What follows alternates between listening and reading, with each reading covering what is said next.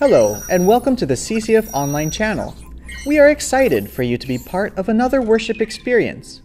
We pray that what you learn here today will deepen your relationship with Jesus. Enjoy the message. I grew up in an environment in the province where illegal drugs, prostitution, robbery, and the like were common. I developed a mindset that having a bad boy image made me cool, popular, and respected by the other people. In high school, I joined a fraternity that led me to smoking, drinking, street rumbles, and transferring from one school to another. I got involved with a company who used solvent, cough syrup, tablets for psychotics, and marijuana. This made me bedridden for a year because of too much intake and fatigue. After I would recover, I would go back to my old vices, this time to shabu and gambling in casinos and wakes.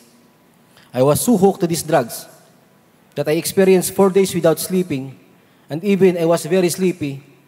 I didn't want to sleep until I found money for vices for the following day. I would also fund some pushers to sustain my vices. My father requested the casino in the province to ban me from entering because I almost sold all my belongings and the belongings of my parents and siblings just to satisfy my gambling habit. Since I could not stop my vices, my parents suggested that I go to Manila and start a new life. I disagreed. But one of my friends told me that it's better to go to Manila because shabu is cheaper here than in the province, I agreed to my parents' proposal to transfer. While in Manila, I stayed with my brother-in-law and sister who were already Christians. I witnessed how they depended on the Lord Jesus Christ for their needs and how peaceful and contented they are. I said to myself that I also want that peace in my life. And I joined them as they invited me to CCF. During the messages, my eyes were opened to the reality that I cannot save myself with my own strength from the bad habits I was in. I needed a Savior, and only in Him I will find the true joy and peace I was looking for. I asked Jesus to come into my life. By His grace and empowerment of the Holy Spirit, my hunger for vices was changed by a hunger for God's Word. Praise God. I started to attend all GLC1 classes to know Him more. I joined a D group for me to be discipled and mentored in my spiritual journey. By the way, thank you so much for my D group family. I really appreciate you guys. An opening came for me to work as part of the CCF purchasing team. Through this opportunity, I was able to further know more about the Lord and His calling for me to make disciples. As I was taking GLC3, I had this desire in my heart to lead my own D group, but had this fear that I have problems expressing my thoughts and stammering. One day, I heard that some of my co-workers from IT, engineering, drivers, and most especially the logistics team were looking for someone to lead them in a small group. I volunteered to lead them. Since there are many members, I split them into 2 groups. Today, one of the members is already leading one of the D groups. After seeking the Lord, my wife and I decided to join Uber or TNVS as an operator driver. This gave me more time to serve the Lord. One day, I partnered with one of my co-D group members who is a professional PBA player and with some volunteers, and we started the Monday Evangelistic Basketball Ministry. By God's grace, this group composed of 80 to 100 people, young and old, grew in numbers, and we were able to share the gospel, have devotions, and breakout discussions together. Many of them are already attending CCF. As an Uber operator driver, God gave me desire to reach out my co-TNVS operators drivers to connect them to Christ. I joined an online forum and Facebook page and invited them to our basketball ministry. One day, a big opportunity came. The president of one of the Transport Network Organization, or PTNO, this organization composed of Grab, Uber, UHOP, called me and asked if they can play basketball in CCF. This was the start of our Thursday morning evangelistic basketball ministry, where we shared the gospel. We started out with 20 to 30 people, and now we are more than 100. Praise God. Our heart's desire is for this group to grow deeper in God, attend CCF, be a part of a D group, and eventually lead their own group. Looking back at my life, I could not imagine how the Lord would use a former addict like me to do His work. As 2 Corinthians 5:17 says, therefore, if anyone is in Christ, he is a new creature. The old things passed away, behold, new things have come. Please pray for us to continually rely on the Holy Spirit as we do God's work through basketball, and for all participants to heed the call of making disciples. I praise God to my family for not giving up on me, and to my beloved wife, thank you for your always support and encouragement. I'm Amil Tanoy, a servant of Christ, still work in progress. To God be all the glory. Amen. Praise God. Praise God. Alam nyo, nakakatuwa ho. Si Amil po, nakakalaro ko dati sa basketball. Tahimik lang ho nito eh. Hindi ko alam na kung ano yung ginagawa ng Diyos sa buhay niya. Napakabuti ho ng Diyos. So, nung narinig ko yung testimony niya kana umaga, personally, I was so blessed. At ngayon, narinig ko ulit. And talagang napakabuti ho ng Diyos. At dito po si Eric, siya po yung kasama niya, nagdi-disciple po kay Amil. Kaya mapapansin niyo po ang bait po ng Diyos for giving us the privilege to serve Him. At magamit po tayo para umabot po sa mga kaluluwa. Napakaraming tao. And mapapansin niyo po, kung hindi ho ang Diyos ang nagtuturo ng paraan, hindi ho natin malalaman kung paano eh. Basta you just make yourself available, the Lord will make use of you. Amen? Tayo pong lahat ay tumayo, tayo po'y mag-pray. Praise God. At pag-pray natin sa Amil, pag-pray natin kanyang pamilya, si Eric, at ang bawat sa atin. Panginoon Diyos, maraming salamat po, aming Ama, for allowing us to hear your story in the life of Amil. Thank you, God, na alam po namin na kung di ho dahil sa inyo, hindi niya makikita, Panginoon, ang totoong buhay na mayroon pong saysay para sa kaharian ninyo.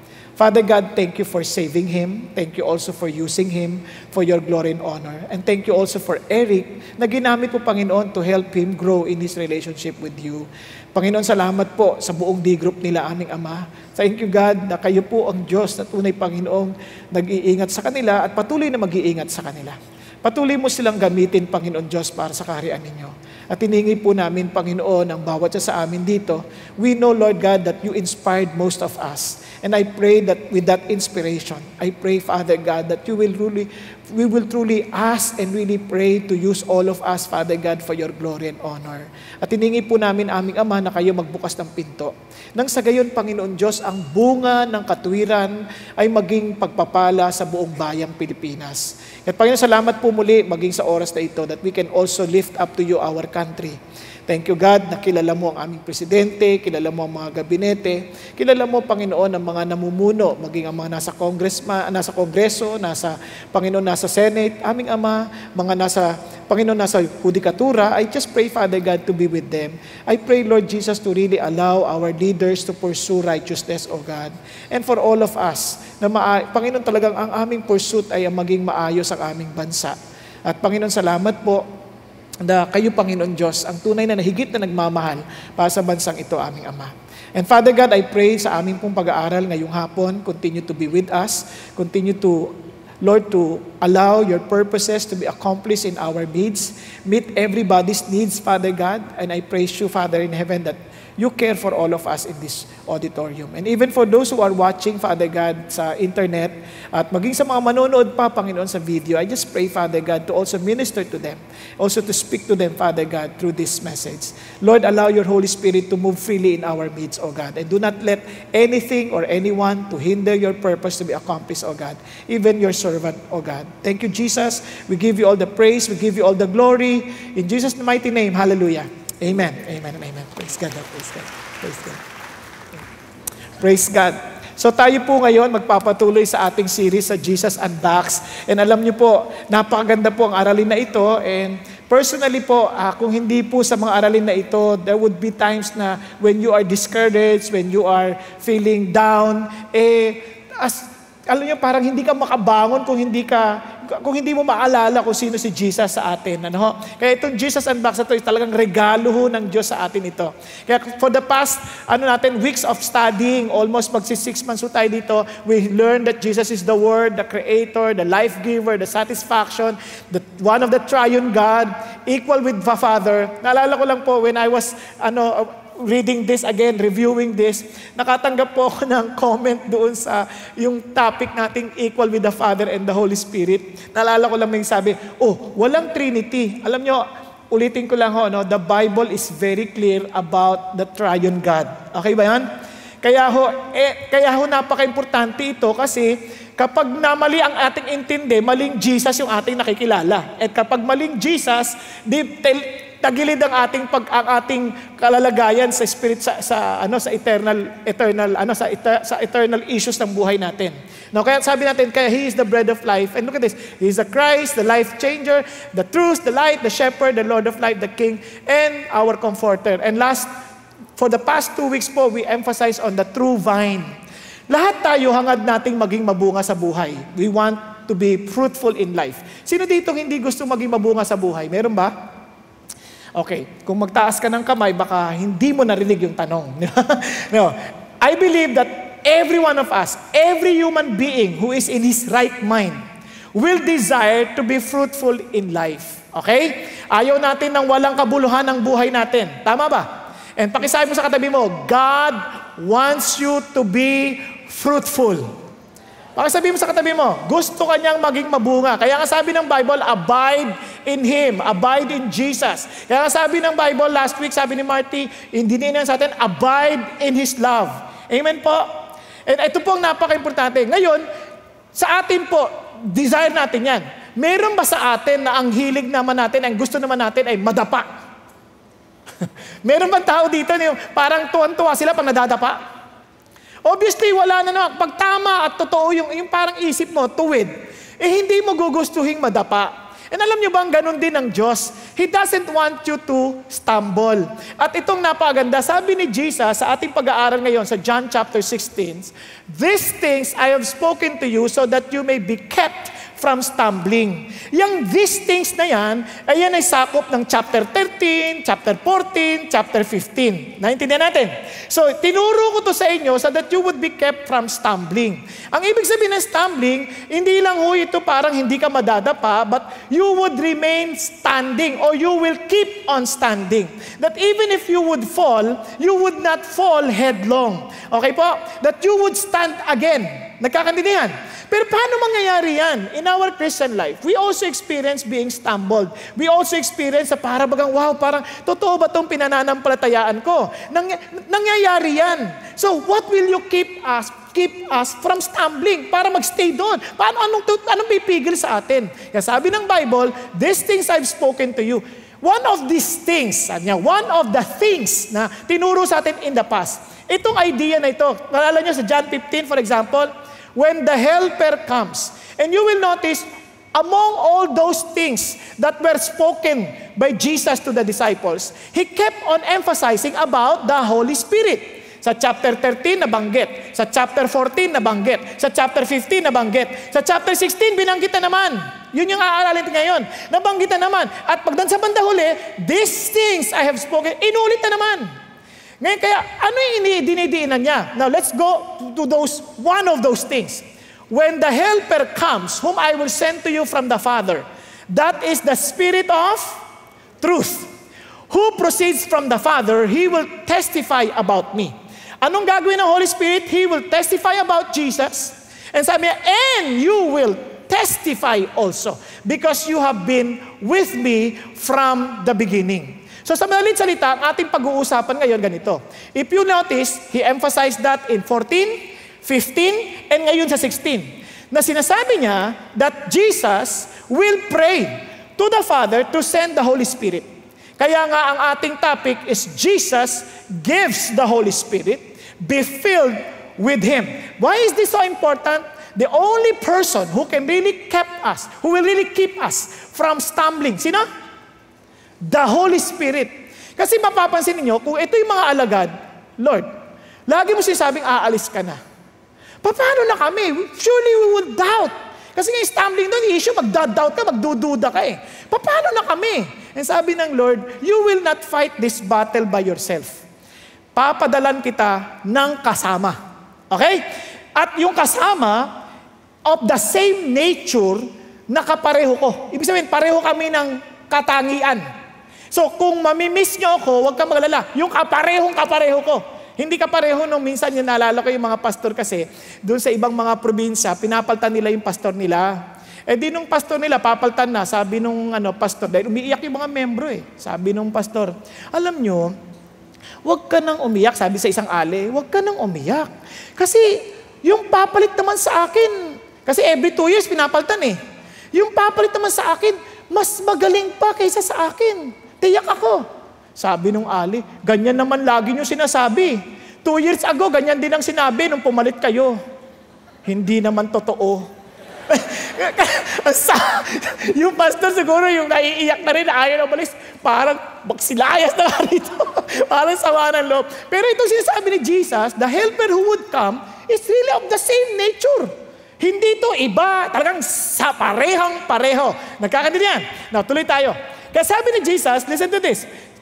Kaya ito yung challenge ni Paul. Tinuro ni Paul to, sabi sa atin, ganito, do not get drunk with wine, for that is dissipation, but be filled with the Spirit. Here is Jesus Christ. Sabi niya, He promised for every Christian to have the Holy Spirit. And once you have experienced this, ang sabi ng Lord, ang command niya is always to be filled with the Holy Spirit. Anong ibig sabihin nun? Na lagi ka dapat filled with the Holy Spirit. Pansinin niyo ang kanyang analogy, do not get drunk with wine. Sino sa inyo nalasing in the past? Kahit na nalalasing ka pa rin ngayon, paminsan-minsan. Huwag ka mahiya. Basta huwag ka lang magsinungaling, di ba? Sino dito? Ayan, yan. Nagtaas ang kamay. Alam nyo what it means to be controlled by a liquor o a wine. Tama ba? Yung iba, hindi na nagiging diretso lakad. Minsan, ganyan-ganyan na, di ba? Ibig sabihin, you are affected or you are being controlled or influenced by what you have drunk. Tama? Tama ba? So, yun ang ibig sabihin. Sabi niya, itong pag sinabi mong be filled with the Holy Spirit, kung yun ang analogy mo, ibig sabihin, dapat yung Holy Spirit naapektuhan ang pagkatao mo. Naapektuhan. Siyempre, iba naman, di nalalasing eh. Kanyari, kahapon lang po. Di na ako umiinom talaga ng mga ganyan. Kaya lang kahapon, birthday nung kasama namin. Tapos hindi lang birthday, Christmas party ng aming D group. Eh, merong white wine doon. Eh, nakalagay naman doon, maliit lang, 4.5 percent, sabi ganyan, no? Eh, ako naman, hindi naman ako legalistic. Sabi naman ng Bible, huwag ka lang malasing, tama ba? Eh, uminom ako isang baso. Eh ako, hindi ko maalam na namumula ako kasi alam ko nagiging violet ako dahil maitim ako eh. So sabi nung kasama ko, ala, namumula ka na. So in other words, I was affected. Naintindihan natin. Hindi ako nalasing ha, baka isipin, nagbibiro kami, pero I was affected. So ganun din ang veil of the Holy Spirit. You are affected and you will surely know that you are affected by the Holy Spirit. Hindi ba pwedeng, hindi ko alam, naapektuhan ba ako? Hindi. You are affected and you know there are manifestations of such effect. Nagkakadinihan. Andiyan ba kayo? Now, tingnan natin. Kasi sabi ng Bible, kaya itong napaka-importante, sabi ng John 14:16, itong Holy Spirit na ito, hindi mawawala sa iyo. Kasi sabi niya, that He may be with you forever. Amazing. So pag Christian ka, itong Holy Spirit, hindi ka naiiwanan. It will remain with you forever. Now listen to this. Kaya sa atin, sa GLC, pag nag-attend kayo, may tinatawag na spiritual breathing. Spiritual breathing. Kasi pag breathing ka, di ba? Paano ka ba huminga? Paano? Inhale? Exhale. Tama? Ngayon, may mga pagkakataon sa buhay natin na napapalpak tayo, medyo natatagilid tayo. Tama? So, kailangan mo yung i-exhale. Napektuhan tayo kasi parang, Lord, Christian pa ba ako? Ganyan. Paano mo in-exhale yan? Ganito pag-exhale yan. Pag in-exhale mo yan, you are releasing and reminding yourself, Lord, makasalanan ako, pero you have already forgiven me. You already died for me. So Lord, tulungan mo ako, di ko ano man yung nangyari, na hindi ko na po ulitin. Ibig sabihin, hindi ka na naman yung Panginoon, tawari mo talaga, hindi na nakakatala. Namatay na si Jesus para sa iyo eh. Nakuha ninyo, napatawad ka na. Hindi ka na kailangan magpapalupa sa hindi mo, tawari mo, kung di mo pitawad, patayin na talaga. Walang ganon.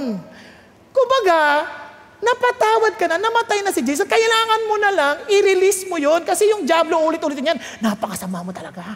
Ang kapal ang mukha mo. Nagpe-pray-pray ka pa, ha? Ganun naman diablo eh. Tama? I-release mo ngayon. Lord, thank you that you have died for me. Thank you that you died for me. Thank you that you died for my sin. Ihingam. Tama? Nagkakanin yan. So ano yung naman inhale? Hindi mo ini-inhale, Lord, fill me with your... Hindi na. He will be with you forever eh. Ano ibig sabihin? Then Lord, be in control. Recognize that He is there and He should be in control. Kasi minsan di siya in control, tayo pa rin nagko-control eh. Kapag sabi mo, Lord, take over. Yun. Nagkakaintindihan? Andiyan pa kayo? Yun yung sinasabi. Kaya every time, lagi mong actually, kahit hindi ka pa nagkakasala, you keep on breathing. Natural yung breathing eh. Lord, thank you for dying for me. Thank you, Lord Jesus, that I live for you. Now, Lord, take control. Kahit nagdadrive ka, Lord, take control. Thank you, God. Kahit ang dami, thank you, God, that you... Di ba? Nagkakaintindihan tayo? Kaya it's a natural thing that you always breathe spiritually. Hindi yan parang, kung kailan ka nagkasala, dakot ka lang. Doon ka lang hihinga. Kaya nga minsan, kaya tayo nagkakanda problema, humihinto tayo sa paghinga eh. Bigla tayo atake. What in our spiritually? Talaga hindi ka huminga eh. You keep on reminding yourself who you are before Jesus, before God, because of Jesus. Then you keep on reminding yourself, the Holy Spirit is with me. Lord, please take control. Nagkakaintindihan tayo? Okay ba yan? Now, tuloy tayo ngayon. Kaya sabi ng Bible, ano sabi ng Bible? We need to be filled with Him. Now, listen to this. Why do we need this? Dito sa ating aaralin, ito kasi, sino sa inyo nakatanggap na ng mga GC? Ano yung GC? Mga gift certificate. Nakatanggap na. Ako nakatanggap din ako, yes. Para sa mga anak ko. Sabi pa nga nagbigay, Pastor, para sa mga anak mo. Noong una, Pastor, gift certificate. Saya-saya ko. Para sa mga anak mo. Bigla nalungkot. Swapa. Para sa mga anak mo. So, ngayon, itong GC na to, masaya to, maganda to. Tama? Gift certificate. Ang problema lang, kapag nagdududa ka kung totoo yan, baka hindi mo gamitin. Tama ba? Kasi tatakot ka, baka mapahiya ka. Lalo na pag nakalagay doon, parang yung petsa, parang expired na. Ngayon, para sa inyong kaalaman, walang na-e-expire na GC ha. Walang na-e-expire kasi bayad na yan eh. Kaya pag mga nag-e-expire na GC, ireklamo sa DTI. Okay? Kung takot kayong gamitin, ibigay nyo sa akin. Aayusin. I'm just telling you. Kasi meron kong mga kapatiran na ayaw tanggapin yung GC nila sa tindahan. Kasi expired na raw. There is no such expiration ha, para maintindihan ninyo. Kasi bayad na yan. Okay? Now, ito lang. Ngayon, siyempre, iba, hindi ma-experience yung beauty ng GC na yan. As Christians, itong blessing ng Diyos, kasi malapit yung Christmas eh. Di ba? Ilang tulog na lang. Ay, hindi ko sinabi matulog ka. Kakatuwa ka naman na to. Ilang tulog na lang. Sabi, Pasko na. Tama ba? So, ang Diyos naman, may GC rin sa atin. In order for us not to stumble, not to doubt God, we need to understand these GCs. Ano yung GC na to? One, we have a great challenge. The great challenge. Bakit? Tingnan yung sabi ng Bible. These things I've spoken to you so that you may be kept from stumbling. Ulitin ko Stumbling is the idea of not doubting God. The idea of not liking Judah, but it's like Peter. Okay ba yun? Si Judas failed, Peter failed with the same degree, pero si Judas hindi na bumangon, si Peter bumangon because he believed in Jesus. Nagkakaintindihan tayo? Nagkakaintindihan? Kaya alam mo, hindi ko sinasabing hindi excited ka na, pag dumapa ka, bangon ka ulit, so you understand, God doesn't want you to stumble. God doesn't want you to doubt Him. Now, ano ba yung mga causes ng doubt? This great challenge tells us and warns us na ito minsan ang problema ng tao. Sabi ni Jesus, as Christians, expect this. They will make you outcast from the synagogue. But an hour is coming for everyone who kills you to think that he is offering service to God. Now, these things they will do because they have not known the Father or me. Sabi niya, but these things I've spoken to you so that when their hour comes, you may remember that I told you of them. Sabi niya, these things I did not say to you at the beginning because I was with you. Hindi ko pa agad sinabi sa inyo. Pero sabi niya, but now I'm going to Him who sent me, and none of you asked me, where are you going? But because I have said these things, sorrow has filled your heart. So what have you noticed? Sabi ni Jesus, hindi ko agad ito sinabi sa inyo kasi kasama niyo naman ako. Now that I'm going to the Father, I'm telling you now. Christians, listen to this. Hindi kayo exempted sa problema. In fact, ang problema nila, they will be persecuted. Nagkakatindihan tayo. At ang persecution na to, hindi birong persecution. Kaya maraming tao na po-frustrate sa Christian life. Ang reklamo nila, wala, hindi naman ako in-answer ng Lord sa prayer ko. Totoo ba siya? Ano ba yung prayer mo? Humihingi ka lang naman ng boyfriend eh. Humihingi na akong boyfriend, hindi ako sinagutin, Lord. Obviously, lalaki ka, no? Minsan, sinasabi ng Diyos sa'yo, kaya hindi naman binigay, hindi naman dahil sa na-persecute ka, o kaya nagkaroon ka ng matinding problema. Ito, guys, we're not talking about just not receiving what they wanted from God. They are being persecuted because of their identity with Jesus. Alulungkot ako, maraming mga estudyante, nagagalit sa Diyos, keso hindi ako tinulungan pumasa. Ganyan-ganyan din yung mga alagad eh. They thought all the while, yung kasama na si Jesus, tayo yung magiging hari. We will be leading with Him. We will be ruling with Him. I would be seated on the right, on the left. Kaya nagtatalo-talo sila. Because sabi ng Lord, I will leave you. What? And you will be outcasted. You will be persecuted. You will be thrown out of synagogue.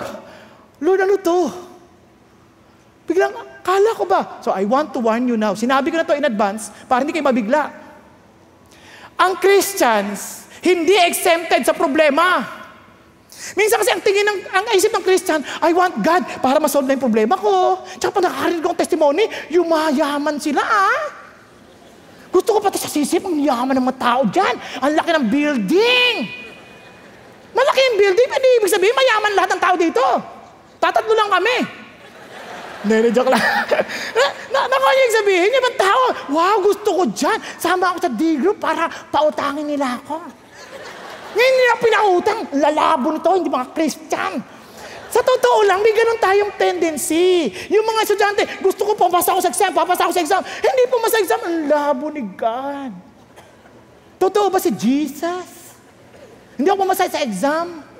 Yun, exam lang problema mo. Sabi nga ni Jesus sa mga alagad, sa John 15 pa lang, if the world hates you, you know that it has hated me. Because it hated you. Sabi niya, if you were of the world would love its own. But because you are not of the world, but I chose you out of the world, because of this, the world hates you. Now look at this. Remember the word that I said to you, a slave is not greater than his master. If they persecuted me, they will persecute you. If they kept my word, they will keep yours also. Nagsasabi niya, pakikinggan nila kayo. They will love you kung mahal nila ako. Pero kung galit sila sa akin, expect this. He who hates me, hates my Father also. Now listen to what the Lord is telling us. Kaya sabi niya, alam niyo ba, they done this to fulfill the word that's written in their law. They hated me without a cause. Si Jesus galit ang sa kanilang tao, galit ang mga Hudyo sa kanya, wala nga kadahidahilan eh. They hated Jesus. And in fact, this world will hate Jesus and will continue to hate Jesus. Bakit? Because He's very dogmatic. Ba't ko sinabing very dogmatic? Because Jesus tells us, He is the only way, the only truth, only life. No one can come to the Father except through Him. Kaya nga nagagalit siya sa atin pag sinisya natin, alam mo, kailangan mo si Jesus? Alam mo ba, si Jesus liligtas ka niya. Ano, kayo lang ang Christ? Kayo lang pupunta sa langit, ha? Kami hindi! Dahil hindi kami kabilang si Jesus. Kaya nagagalit sila sa marami sa atin. Pero ulitin ko, may mga tao, may mga Christian na pe-persecute, hindi dahil sa Christian sila. Na pe-persecute nila sa sarili ng kalukuhan. Muntik na.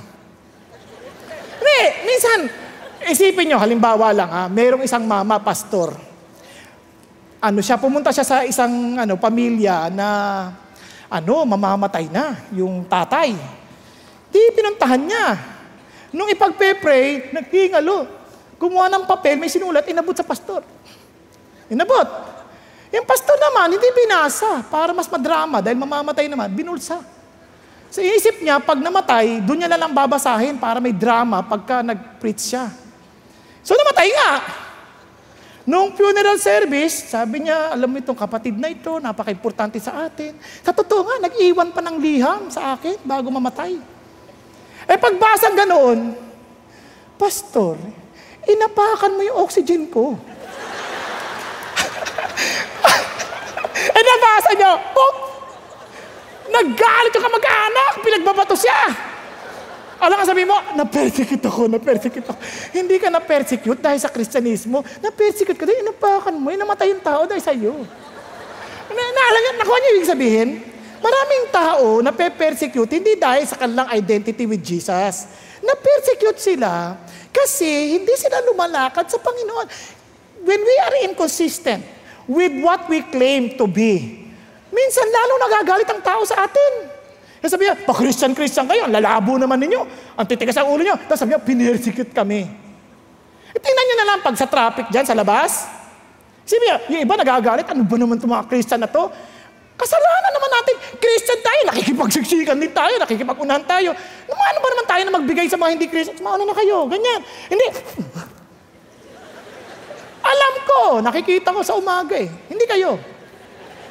Sa umaga. 6 o'clock service. Morning. Kaya minsan nakakalungkot, di ba? Kahit dyan na lang sa parking, sa parking. Makikita lalabas sa parking yung kotse. Hindi pa lulusutin. Kahit na hindi pa lulusutin. Unahan pa rin. Christian yun. And sabihin lang, manigas kayo. Bisita. Ganito pala mga Christian, di nagbibigay. Isang sasakyan lang pauunahin mo lang Isang sasakyan lang Mahuhuli ka ba sa kakainan mo? Hindi naman Wala nang magbabago, huli ka na. Isang sasakyan lang yun. What I'm trying to say is this. Yung persecution, realidad yan sa Christian. Because of our identity with Jesus. But minsan, yung ating persecution, kagagawan natin. Hindi ka, maaga kang umaalis. Sasabihin mo, may Bible study kami. Tapos bigla kang pe-persecute. Saan ka na? Bible study po Hindi pa tapos yung trabaho. May Bible study kami. Yan, ang hirap sa'yo mga Bible study kaya, kapal ng mukha nila. Pine-persecute mo kami. I pray for you, brother. Ano ka ba? Yung iba naman, late papasok. Bakit? Galing ako ng prayer meeting. Ba't ka late? Prayer meeting, unahin mo itong trabaho mo. Bakit ba nagpe-pray ako Palibasa kayo. Tapos magagalit, pine-persecute ako. Excuse me. Alam ko yan kasi dati nagtatrabaho ko, may tao ako ganyan Natutulog habang nagtatrabaho. Hindi kayo. Trabaho yon, hindi nag-attend dito. Dito na lang ako titingin. Sa mga tingin parang ganun Then sabi ko, ba't ka natutulog? Sabi niya, galing po ako sa overnight prayer meeting Sabi ko, huwag kang matulog. Kahit nag-attend ka ng overnight prayer meeting, pumasok ka, huwag kang matulog. Sabi niya, kayo naman, Christian ka naman Hindi mo ba naiintindihan yung overnight prayer meeting?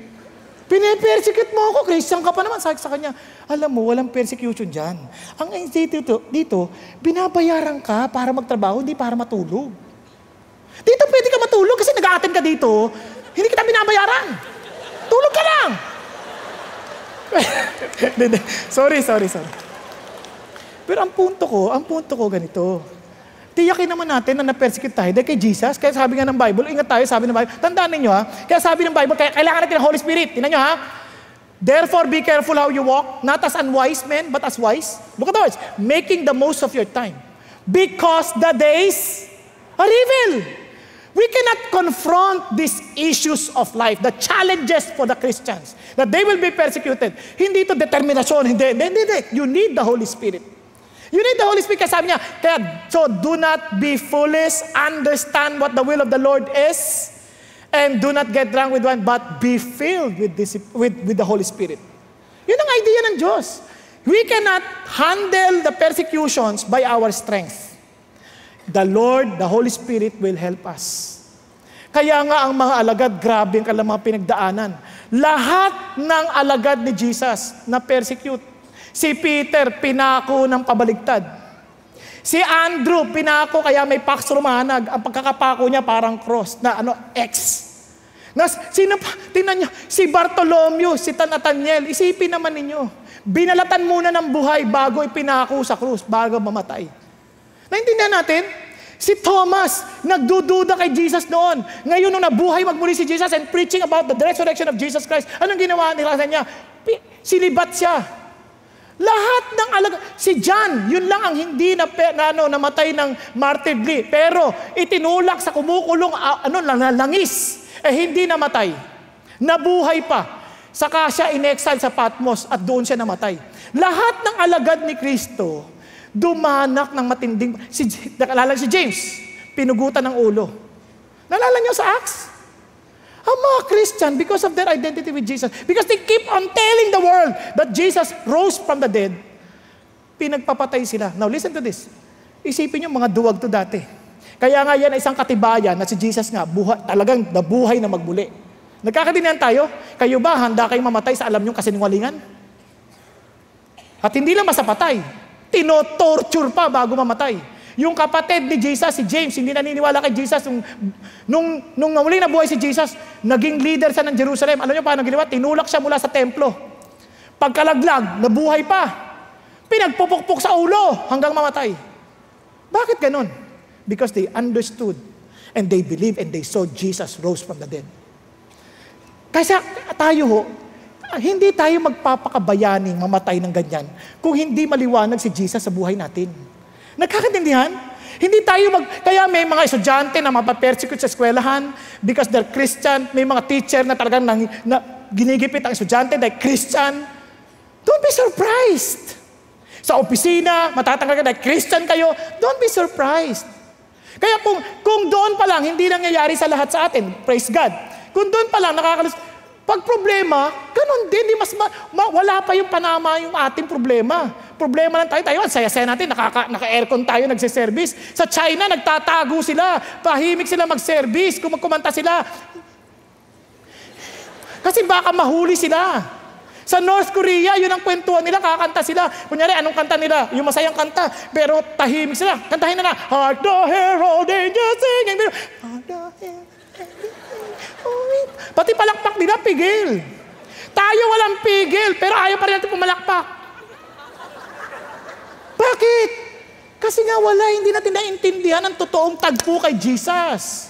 Pero kung alam natin to, alam natin napakasukdulan ang sama natin at wala tayong karapatan sa Diyos. And Jesus Christ died for us. Imposibleng hindi mo siya purihin at pasalamatan. Amen? Yun ang sinasabi ni Jesus. Kaya tingnan nyo, kasabi ng Bible, tandaan nyo to expect more. Bakit? Realize that in the last days, difficult times will come. For men will be lovers of self, lovers of money, boastful, arrogant, revilers, disobedient to parents, ungrateful, unholy. Ang sabi niya, unloving, irreconcilable, malicious gossips, without self-control, brutal, haters of God, treacherous, reckless, conceited, lovers of pleasure rather than lovers of God. Kaya mga kapatid, holding to a form of godliness, although they have denied its power, avoid such men as this. Ano sabi ng Lord? Gusto mo talagang mabuhay ng godly life? Indeed, all who desire to live godly in Christ Jesus will be persecuted. Kaya don't be surprised kung sa bahay o persecute ka because you live for Jesus. Pero, yun ang great challenge. But in order for you to handle that, be filled with the Holy Spirit. Amen? Be filled with the Holy Spirit. Hindi nadadaan niya sa tapang, hindi, I will die for Jesus. Ganyan-ganyan si Peter. Nalang si Peter, Lord, hindi kita i-deny. Promise. Ready to die. Ano nangyari? Sabi ng Lord, tatanggi mo ako 3 beses. 3 beses bago tumila ako ng manok. Kasi nga walang Holy Spirit But when the Holy Spirit came in the church, pansin niyo, ang tatapang nilang bigla. They're willing to die for Jesus. We cannot handle our challenges in this life because it's so great unless we are filled with the Holy Spirit. And you would be surprised. Alam niyo ba, persecution sa buong mundo? 450 a day na mamatay ng mga Christians sa ibang bansa, sa Sudan, sa Afghanistan, sa Pakistan, sa China, sa Vietnam, sa China, sa North Korea, namamatay. India, namamatay. Alam niyo kung bakit? Kasi hindi lang yon. Hindi sila pwedeng mag-share ng gospel. Pero masusurprise kayo, may kinento si Pastor Ricky sa akin last week. 2 taga-ibang bansa. Hindi ko sasabihin ko anong bansa kasi baka maipit sila. Nagpunta sila, nag-training. Kinausap sila, alam nyo doon, di kami pwede mag-convert kasi bawal. Pagka kinonvert, bawal. Kano ginagawa nyo? Ginagawa namin sila ng mabuti. Tapos pag tinanong nila about Jesus, saka lang kami sumasagot. Minsan kahit nagawa mo na mabuti, nabanggit mo si Jesus, irereklamo ka pa rin. Kaya dito kami, nagpapatrain kami. Sabi niya, so ba't nila lang kayo mag-stay dito? Ay, hindi pwede. Kasi kailangan nila si Jesus. Kailangan ng mga kababayan namin si Jesus. Bang klase. Sabi ko, etong nakaintindi sa kaligtasang ibinigay ni Jesus. Kaya handa silang mausig, masaktan para kay Jesus. Nagkakaintindihan? Hello? Andiyan pa tayo? So ano nga yung problema mo? Wala lang yung pamasko sana Keso di bole Wala Wala, ang lit nun.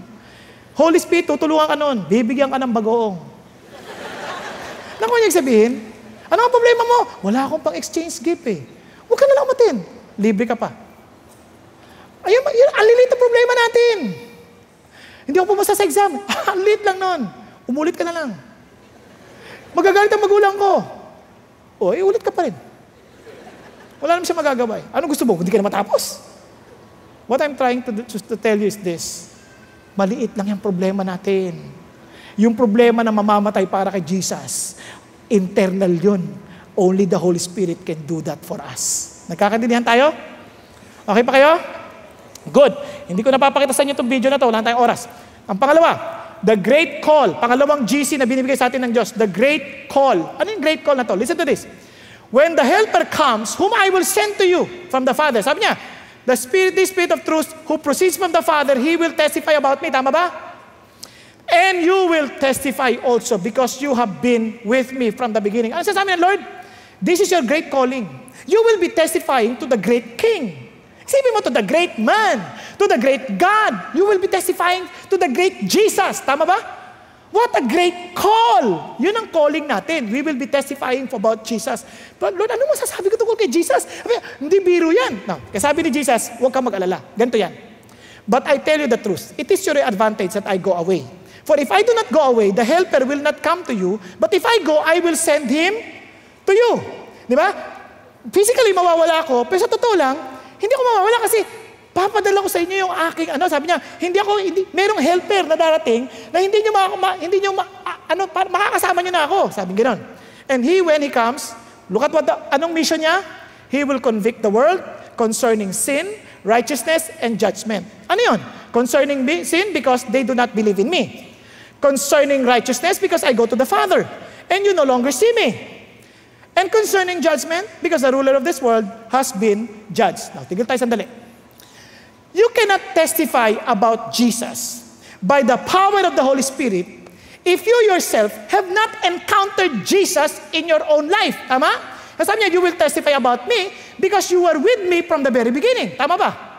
So sabi ni Jesus, kung hindi mo rin naranasan yung ginagawa ng Holy Spirit, convicting the world of sin, judgment, and righteousness, or righteousness and judgment, you cannot testify about me.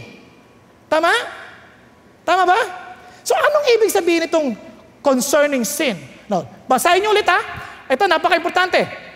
Concerning sin. Ano yung concerning sin? Di ba, the Holy Spirit will convict the world concerning sin. Ano yung concerning sin? Hindi naman sin, hindi sins. Napansin niyo ba yan?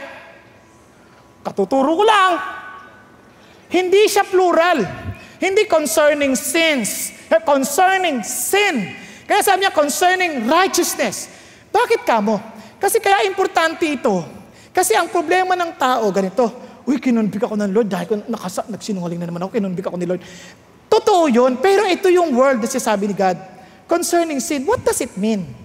Unang-una, kung naranasan natin yung conviction ng Holy Spirit sa atin, concerning sin, ito dapat ang nangyari sa atin. Marirealize natin, once you are convicted, yung totoong convicted ka, hindi yung kinonvict ka. Ganyan, ganito yan, parang ako yung prosecutor. You are convicted and you realize that it was really true. You are guilty as charged and you know it. Napansin niyo? Ano man na-realize mo? I need someone to save me from this. Lalong-lalo na ang judgment ay death penalty. Tama? Dito wala na akong ligtas.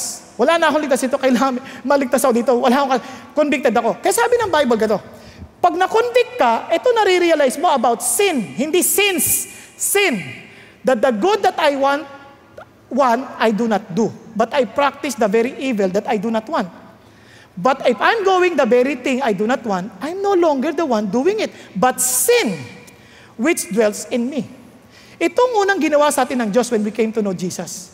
We realize, may problema tayong malaki. Kasi sin dwells in us. Kaya hindi ito yung parang magpapakabait ako para maligtas ako. Hindi Ang problema, nandiyan nga sa iyo yung kasalanan eh. Kaya yung gusto mong gawing mabuti, hindi mo magawa. Tama ba? Naintindihan natin. Halimbawa lang, hindi ba mabuti matulog habang nakikinig? Masama, no? Hindi. Mabuti yan kung pag may sakit ka, okay lang. Ang punto ko, minsan alam na natin yung mali, nagagawa pa rin natin. Bakit? Kasi nga yung sin. Kaya nga sabi rito, tingnan nyo sa verse, wretched man that I am, who will set me from the body of this death? Kasi for the wages of sin is death. Tama? Ang kabayaran daw ng kasalanan, kamatayan. So patay. Paano na ito? Sino magliligtas sa akin? Hello? So itong sinasabi ng Diyos, if you are convicted by sin, ito marirealize natin. Sabi ni Lord, lahat tayo nagkasala. Therefore, just as through one man sin entered into the world, and death through sin, and so death spread to all men, because all sin. Nagkakadinig yan. Walang exempted. Pakisabi mo sa katabi mo, pati ikaw. Hindi ito yung parang, mas mabait ako sa kanya. Siya makasalanan. Ako hindi. Hindi. Lahat tayo, isa lang. Kaya nga hindi nga sin sa sinabi, sin. The nature. Yung nature, yung kalikasan natin, kasalanan. Kaya pasin yung mga bata, akala niyo mga bata, mabait na. Paglaruin mo yan, bata, ang bait na, tutuntua yan. Subukan niyo, bigyan niyo ng isang mambata, inagaw yung laruan. Mami, ang gugulat ka, ba't nag-iiyakan? Nagsasapakan po. May nagturo ba sa kanya na kapag inagaw yung laruan mo, upakan mo? May nagturo ganyan? Wala nagturo. Panoorin nyo na. Gusto nyo subukan? Mamaya, pag uwi nyo may baby kayo. Isa lang siya. Bigyan yung laruan. Ganyan. Tapos bigla mong dagyan mo ng bagong baby. Palaruin mo lang. Tapos naagaw niya. Mamaya, pok! Ganyan. Ganyan. Nag-iiyakan na. Ano yun? Wala naman nagturo sa kanila mag-away Nakuha ninyo? Ganyan kasi yung nature natin. Lahat tayo. Iba nga sa atin, ganito, nag-worship na tayo Nag-worship na. Thank you, God. May dumaan na naka-miniskirt. Ay, ba't naman siya naka-miniskirt? Kita mo, kay Lord ka na. Naapektuhan ka pa nung naka-miniskirt. Babae ka pa nun. Ang laki ng problema mo lalo. Nakuha ninyo? Sin. Nagkakadinan tayo. Tuloy tayo. Sabi ng Bible, ay, salamat. Thanks be to God through Jesus Christ our Lord. So then, on the one hand, I myself with my mind am serving the law of God, but on the other, with my flesh, the law of sin. Thank you, Lord. Bakit? Si Jesus ang sumagot. Kaya ang gagawin ng Holy Spirit, He will make you realize that no matter how best you try, as in, with all of your best, to be presentable before God, hindi mo kakayanin. You would need Jesus. Kaya nga hanggat hindi natin nakita yon, nakala natin tanggap tayo ni Jesus dahil mabait tayo, hanggat hindi natin nakita si Jesus lang, you will never appreciate the salvation that we have received. Kaya nga, hindi tayo makapagpatawad ng ibang tao kasi we're trying our best to become better. Kaya sabi niya, ang sama mo, hindi kita mapapatawad. But if you understood na ikaw rin yung may kasalanan and pinatawad ka ng Jesus, how can I not forgive you? How can I not love my enemies if I knew that I myself am forgiven by Jesus alone? Nagkakadinan tayo? Hello?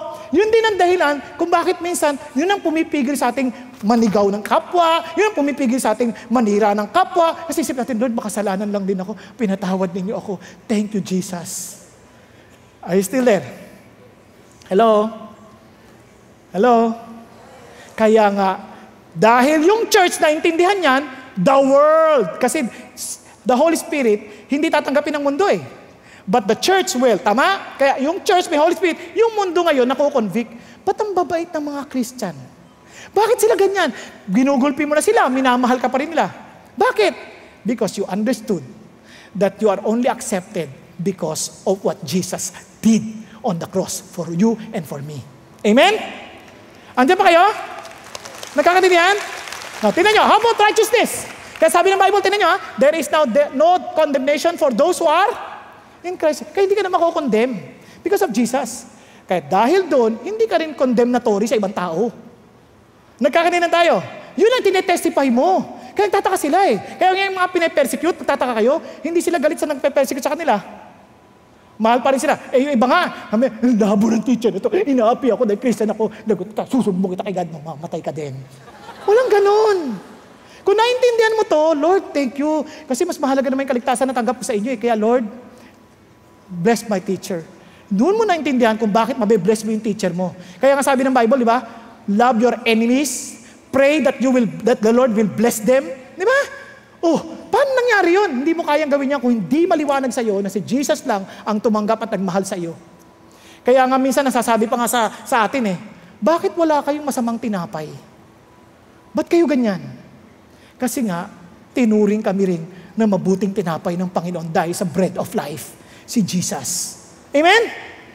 Andiyan pa kayo? Okay? Kaya ngayon, mamamahal mo na yung kapatid mo. Ikaw kapatid, kinuha niya yung damit mo.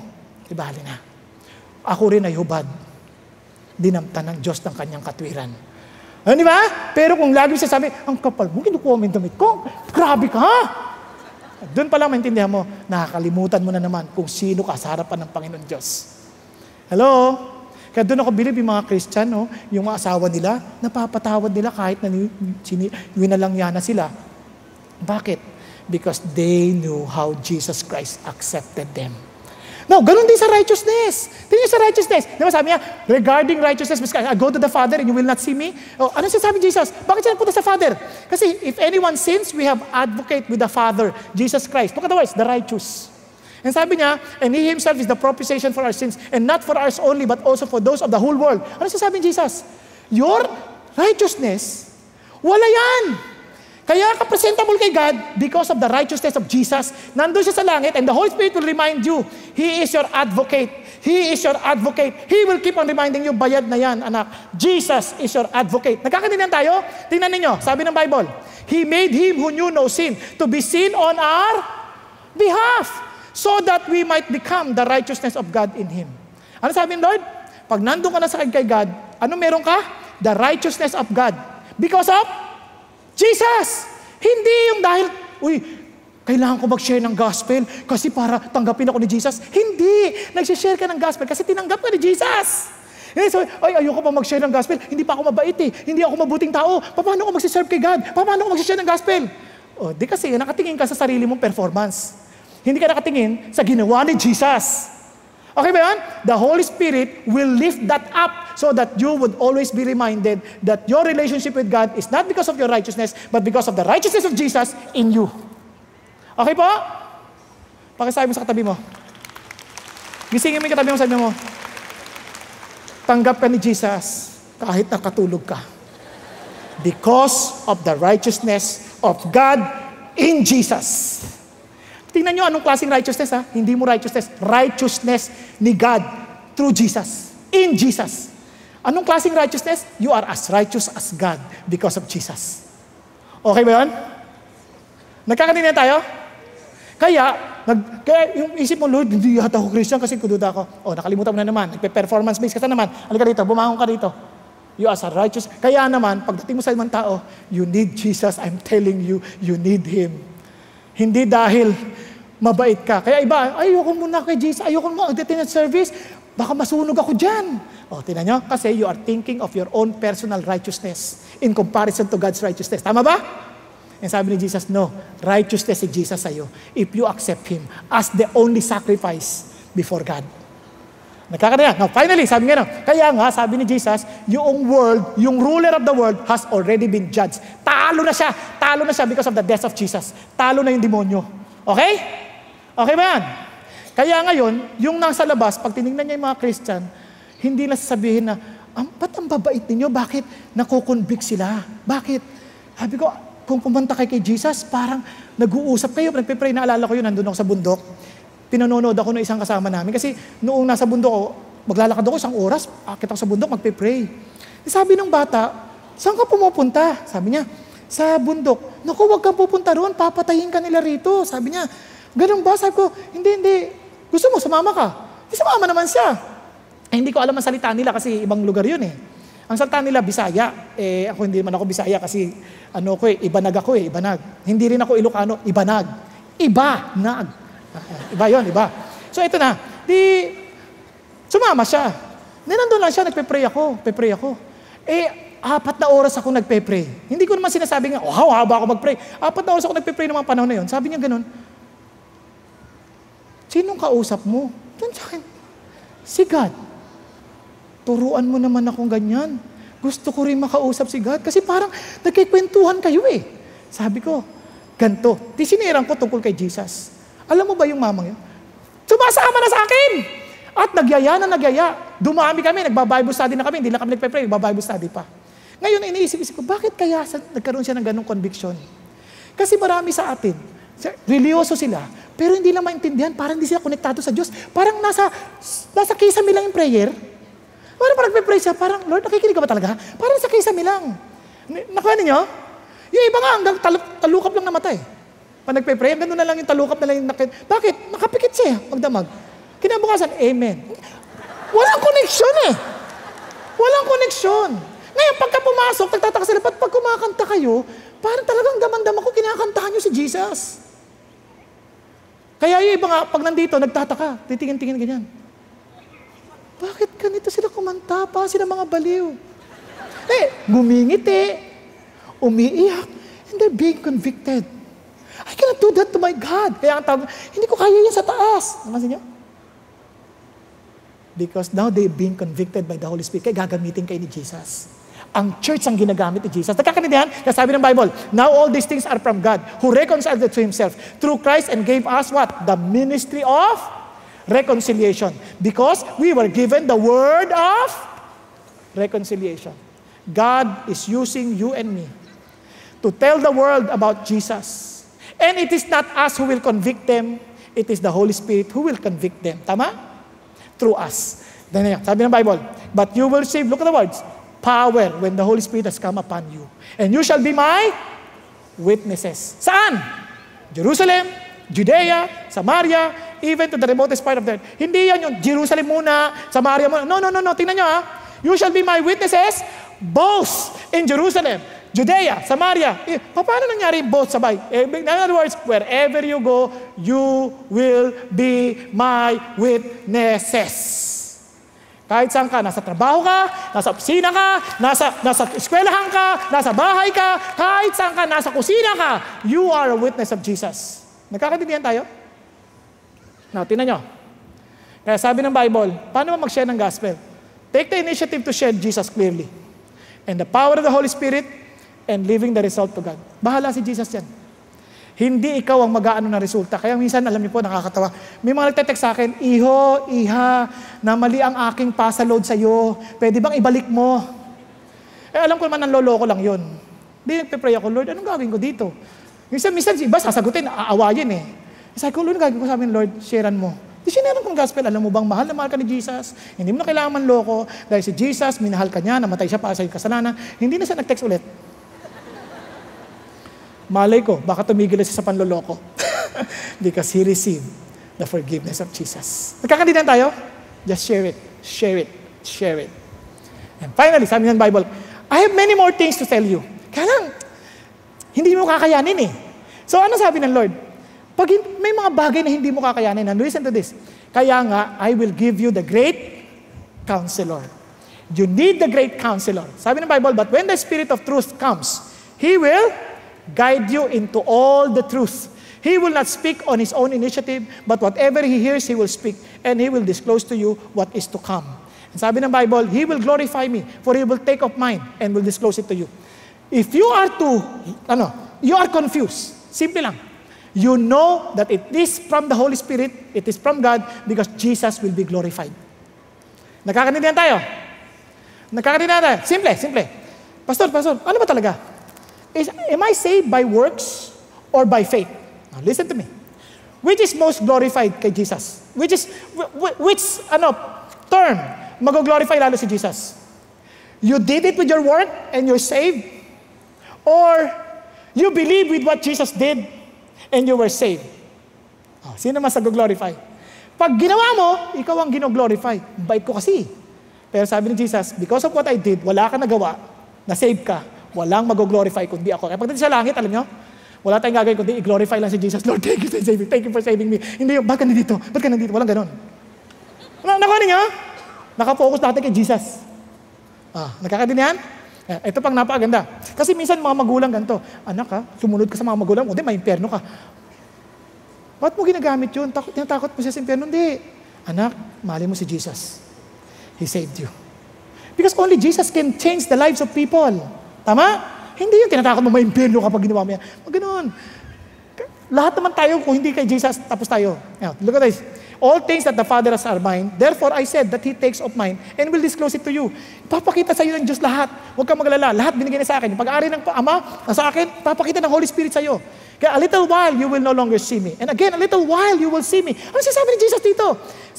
Ganon din ang problema ng mga disciple. Ano ibig sabihin yun? A little while, you will not see me. A little while, you will see me. Ano ibig sabihin yan? Pakinggan niya.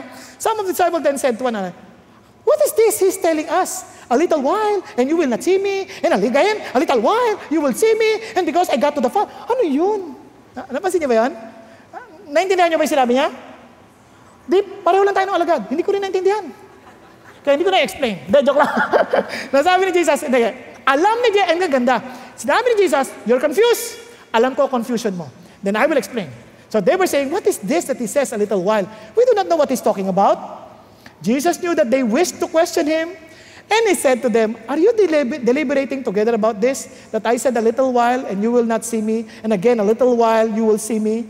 Sabi niya, truly, truly, I say to you that you will weep and lament, but the world will rejoice. You will grieve, but your grief will be turned into joy. Sabi niya, whenever a woman is in labor, she has pain because her hour has come. But when she gives birth to the child, she no longer remembers the anguish because of the joy that the child has been born into the world. Anong ginawa ni Jesus? Papaliwanag ko sa inyo, sabi niya, yung little while na yan. Hindi ko naintindihan paano mga anak mag-labor ang babae. I asked, so how does it feel? Without yung mga anesthesia, wala yung mga cesarean, ganyan. How does it feel to labor? Kasi asawa ko, painless labor ang sa kanya kaya sinaksakan nung nagle-labor, kaya hindi niya naramdaman yung talagang Paano ba talaga, Pastor? Hindi mo ma-explain. Ano ibig sabihin? Pag talagang manganganak ka ng normal, parang gusto mong patayin yung doktor, parang gusto mong patayin yung asawa mo. Parang ganon. So hindi ko ma-explain. Sabi ko, paano kaya yun? Ibig sabihin, naiinis ka. Parang ganyan. Nakuha nyo, parang pag talagang manganak, ganon. Terrible pain. Magigising ka talaga. Pero, sa sandaling lumabas na at umiyak na,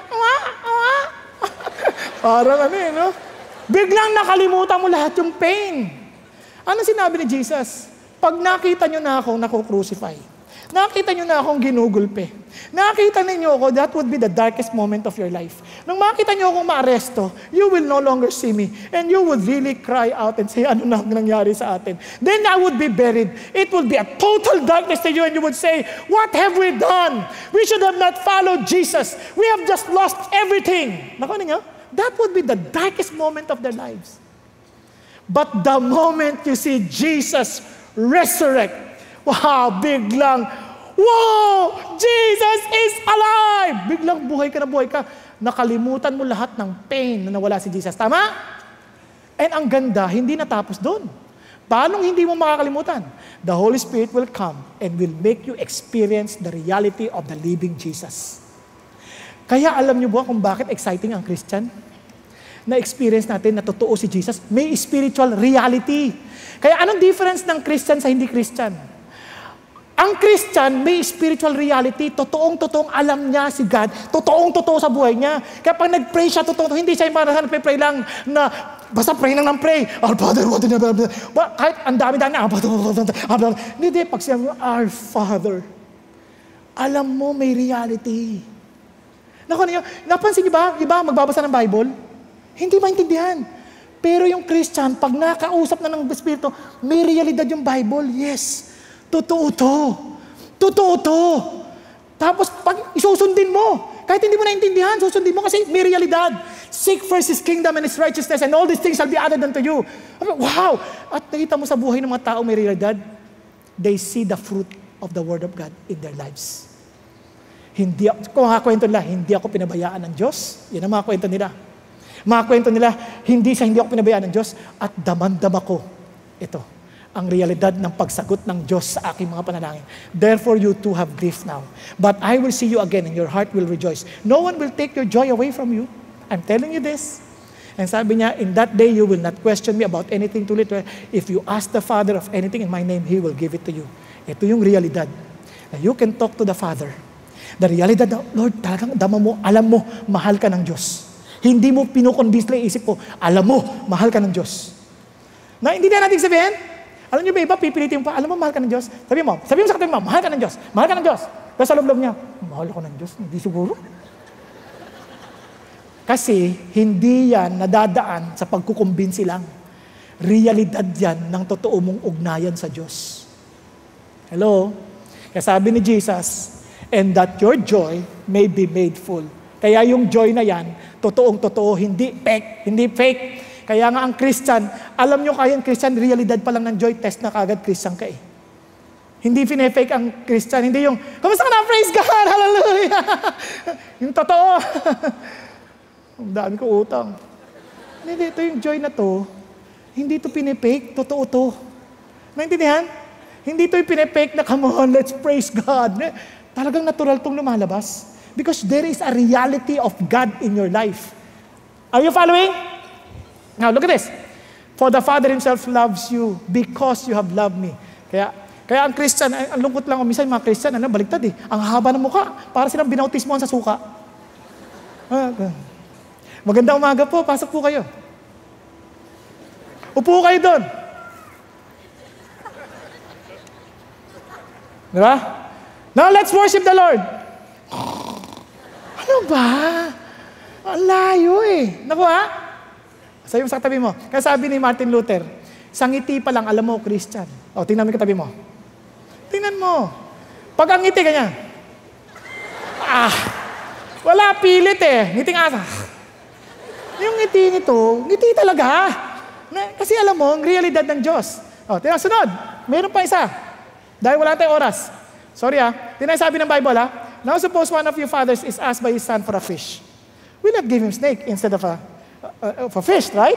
Okay, pag humingi ng itog, hindi scorpio. Sabi niya, if you then being evil, know how to give good gifts to your children, how much more will your heavenly Father give the Holy Spirit to those who ask Him? Hindi pagkakait ng Diyos ang Holy Spirit sa iyo. Yung iba, grabe nagmamakaawa, bigyan mo Holy Spirit. Kasi nakafocus sila sa gift ng Holy Spirit, yung kailangan may miracle. Hindi, kapatid, those are good. It will manifest. Pero ang totoo, na alam mo may Holy Spirit, by faith, nag-glorify mo si Jesus. Kasi the Holy Spirit will glorify Jesus. Nagkakanintin tayo, it is not the experience. Hindi nag-glorify yung experience. Alam mo, nung tinanggap ko si Jesus, bigla lang ako natumba, grabe. Ang daming ganyan. Kaya iba lahat, pag pinag-pray, nagpapatumba. Pero pag walang sasalo, hindi tumutumba. Pag walang may sasalo, tumba na. Kapatid, I do not, there are some na talagang real na tutumba. Na-experience ko, alam mo bakit natumba? Pag natumba, hindi nag-iisip na may sasalo, wala. Kasi tumumba ka, hindi ka nasasaktan. Eto, kaya yung iba, hindi ganoon eh. Ang focus mo, si Jesus nag-glorify. Nagkakadinan tayo, hindi yung experience. Kaya sabi ng Bible, you pray, hindi niya ipagkakait. At ito ang ipagkakalob niya isa. Sabi niya, behold, an hour is coming, and has already come. For you to be scattered, each to his own home, and leave me alone, and yet I am not alone, because the Father is with me. These things I've spoken to you, so that in me you may have peace. In the world you have tribulation, but take courage, I have overcome the world. Ito na ang reality. You know the Holy Spirit is in you. Because you will take the truth of Jesus seriously. And God will give you peace. There is no peace without the truth. There is no peace without the daring of applying the truth in your life. Hanggat di mo na-apply, wala kang peace. Yung peace na yung pag sumunod ka na. Nagkakanin tayo? Kaya sabi ni Jesus, gusto mo, pag nag-pray ka, bigay mo Holy Spirit, bibigyan ka. Kaya sabi ng Lord, tingnan nyo Let that peace rule you. Let the peace of Christ rule in your heart. to which indeed you were called in one body, and be thankful. What does it mean? Papakita ko sa inyo in 16, Ephesians 3:16. Let the word of Christ richly dwell within you. Ano mangyari? With wisdom, admonishing, psalms, hymns. Ano nakita niyong effect? Tinan niyo effect ha? May kanta, may melody sa puso. Same instruction. Be filled with the Spirit, speaking to one another in psalms, in hymns, spiritual songs, singing and making melody with your heart to the Lord. How would you know that you're filled with the Spirit? You are being filled with, once again, with the words of Jesus that gives you peace. Nagkakadinan tayo. Nagkakaroon ng awit. Kaya yung, kunyari, iba kasi, espiritu, walang salta ng Diyos. Hindi espiritu ng Diyos yun, espiritista yun. Imposible, walang salita ng Diyos. It will bring you to the word of Jesus. Nagkakadinan. Because He will glorify Jesus. Kaya ako naging maingat kasi meron po ako nakasama, nag-attend po ako ng service, yung mama biglang, gumapa, umakit ng pader, sabi niya, ano yan? Filled with the Spirit. What? Hindi yan sa totoo. Makakatakot. Ngayon alam ko kung sa Lord, there is peace. There is peace. Tingnan nyo, pati sa prayer. Be anxious for nothing, but in everything by prayer and supplication with thanksgiving. Let your request be made known to God. Di ba? If you ask my Father in my name, tama? He will answer you and your joy will be made full. And the peace of God, which surpasses all comprehension, will guard your heart and your minds in Christ Jesus. How would you know? Your heart and minds are focused on Jesus. Not on your performance, not on your goodness, not on what you have done, even with the failures that you had, your focus is on Jesus. Okay, be filled with the Holy Spirit. Why? He will help you to focus on Jesus, not on your circumstances, not with the challenges, not with your pains, but with Jesus. Not with your imperfection, but with Jesus. Not with your frailty, your inadequacies to share the gospel, but through Jesus. You focus on Jesus. Amen po? Tayo pong lahat ay yumuko at pumikit. Mga kapatid, habang tayo nakayuko at nakapikit, ang tanong ko sa inyo ganito, unless really Jesus is the only hope you have to be acceptable to God the Father, you have not really understood Christianity. If you are still trying your best to be accepted before God, you have not really experienced the conviction of the Holy Spirit about sin, righteousness, and judgment. But Jesus is telling you now, and I believe the Holy Spirit is also telling you now, are you tired of trying to be acceptable to God? Well, let me tell you this. Jesus is the only way. Jesus is the only truth. Jesus is the only life, and no one can come to the Father except through Jesus. Ang tanong, have you accepted what Jesus did on the cross for you? Have you accepted the resurrection of Jesus in order for you to be accepted before God? Have you accepted the righteousness of Jesus in your life? That you will be acceptable before God. And friends, if Jesus is not the only hope you have, today is the day of salvation. Accept Him to be the only way to the Father. Not your effort, but with what Jesus did on the cross. Father in heaven, I thank you that you know all of us in this auditorium. And I pray, Lord, do not allow anyone to leave this room without really acknowledging you, Lord Jesus, as his Lord and as his Savior. And thank you, God, that you, Lord Jesus, will also be the one to inspire us, Lord, to tell people about you.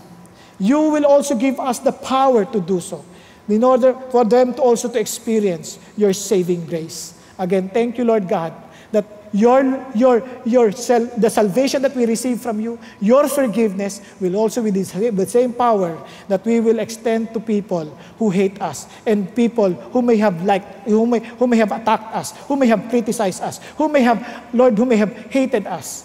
But thank you, Lord, that with your Holy Spirit, as you allow your Spirit to take control of our lives, thank you that we can love our enemies, we can serve you and serve people around us, Father God, that they may experience the reality of Jesus in their own lives. Thank you, God. We give you all the praise, we give you all the glory, in Jesus' name. Amen and amen. God bless you all. Amen. Why don't we all stand up and respond to God's message?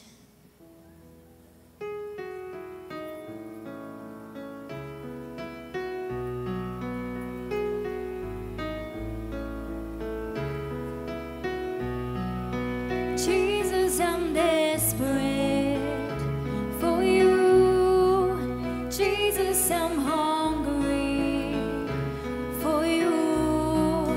Jesus, I'm longing for you. 'Cause Lord, you are all I want. Jesus, I'm desperate for you. Jesus, I'm hungry for you. Jesus, I'm longing for you. 'Cause Lord, you are all I want. Come like a flood and saturate me now. You're all I want. Come like the wind and sweep throughout this place. You're all we want. Come like a flood and saturate me now. You're all I want. Come like the wind and sweep throughout this place. You're all we want. Jesus, I'm desperate for you. Jesus, I'm longing for you. Jesus, I'm longing for you. 'Cause Lord, you are all I want. Yes, Lord, you're all we want. Jumpstart your spiritual journey by joining an online or offline small group. Go to ccf.org.ph/dgroup. Worship together with us via live stream here at 9 a.m., 12 noon, or 3 p.m. Philippine Standard Time. Join us at stream.ccf.org.ph. Want to find a CCF near you? Check us out at ccf.org.ph/locations. We are so excited you were able to join us today. God bless and see you next time.